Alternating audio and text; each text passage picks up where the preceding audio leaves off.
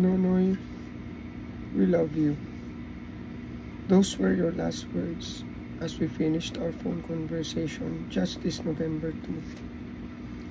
Little did I know that that would be our last phone call together. That would be the last time I would hear your sweetest voice. At my age now, you still call me Nonoy. An endearment coming from you with your calm, soothing voice always makes me feel like a little boy once again, longing for a mother's embrace. Oo, inaamin ko. Mama's boy ako. A label I was trying to avoid during my teenage years, growing up. Now, in front of everybody, I am a mama's boy. I acknowledge it. I am proud of it. Who wouldn't be? She was one of the special person responsible for shaping who I am today. How can I fit a lifetime of memories in such a short time to honor such an amazing woman? There wouldn't be enough words. Thank you for being such an excellent mother. Thank you for being such a good mother. No amount of superlatives would ever match what you have done for the 6 of us. You only wanted the best for your sons and daughters. I could remember the many times you would cook us hearty meals, especially on weekends. Natutuwa ka na lahat kami present, wala kaming pasok, at lahat kami nasa hapag kasi walang pasok sa school. I am forever going to miss those times. Si Mama, maraming sweet tooth yan.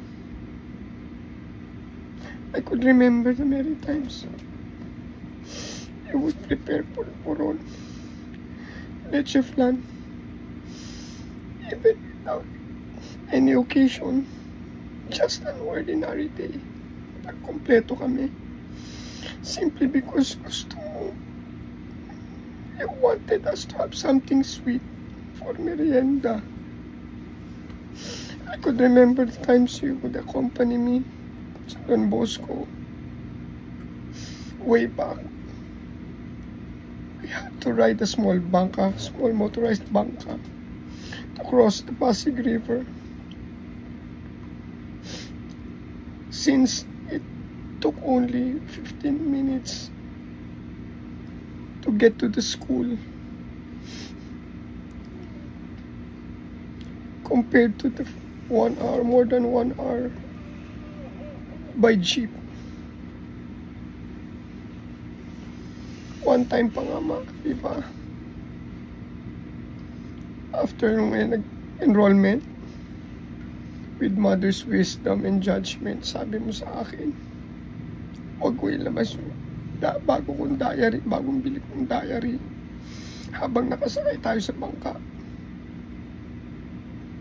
Hindi ako nakinig. Dala na rin siguro na sobrang excitement.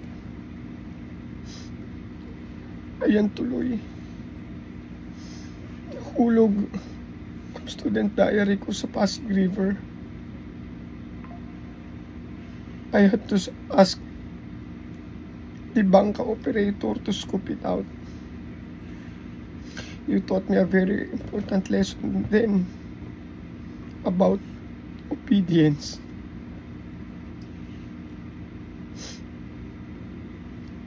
Mother knows best talaga. Para mas may impact yung lesson learned ko noon. You did not buy me a new student diary. So I ended up drying the pages of my diary one by one and trying to find ways to mask the odor of Pasig River in my diary for that whole school year. I could remember the times you cared for me for more than a year after the operation on my spine. You fed me, you bathed me, you changed my clothes, you brushed my teeth. All the caregiving activities you have done while I was lying down, since I can't get up yet. And I was still recovering from my illness. You would painstakingly fit on me my body brace so that I could stand up, I could sit down, I could move. I could remember the time during my first deployment as doctors to the barrios and was assigned in Limasawa, Southern Leyte. You were my constant phone pal. I would regularly call you when I got homesick. Kwentuhan lang tayo, ma. Para wag lang ako malungkot.